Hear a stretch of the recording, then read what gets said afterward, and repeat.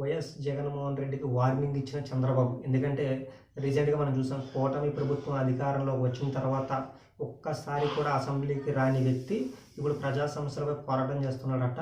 మళ్ళీ అంతేకాకుండా అక్కడ వైసీపీ నాయకులపైన జరుగుతున్న దాడులపైన పోరాటం చేస్తున్నాడంట అని చెప్పి ఈ అవినీతి పరుడు మీకందరికీ చెవిలో పువ్వు పెడుతున్నాడని చెప్పి చంద్రబాబు నాయుడు గట్టిగా మాట్లాడినట్టు తెలుస్తుంది.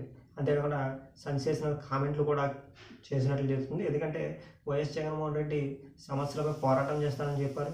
అలాగే అసెంబ్లీకి వచ్చి నేను పోరాటం చేసి మాట్లాడతాను, ప్రజా సమస్యలను బయటకు తీసుకొస్తానని చెప్పాను అని చెప్పిన వ్యక్తి, అసెంబ్లీకి రాని వ్యక్తి ఇప్పుడు ప్రతిపక్ష హోదా కావాలని ఎలా అడుగుతున్నాడు అని చెప్పి జగన్మోహన్ రెడ్డి పైన చంద్రబాబు నాయుడు ఫైర్ అయినట్టు తెలుస్తుంది.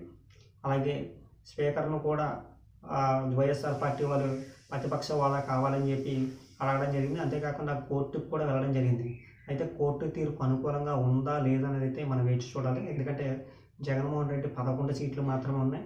అయితే ప్రతిపక్ష హోదా కూడా 20 సీట్లు ఉంటే ప్రతిపక్ష హోదా అయితే ఇస్తామని చెప్పి అన్నట్టు తెలుస్తుంది. అసలు ఏం జరుగుతుంది ఏంటి, అసలు చంద్రబాబు నాయుడు అసెంబ్లీలో మాట్లాడుతున్న తీరు అవన్నీ కూడా చూస్తూ ఉన్నాం. వైఎస్ఆర్సీపీ అసలు అసెంబ్లీకి వెళ్తుందా వెళ్ళదా అనేది అయితే అది వేచి చూడాలి మనం.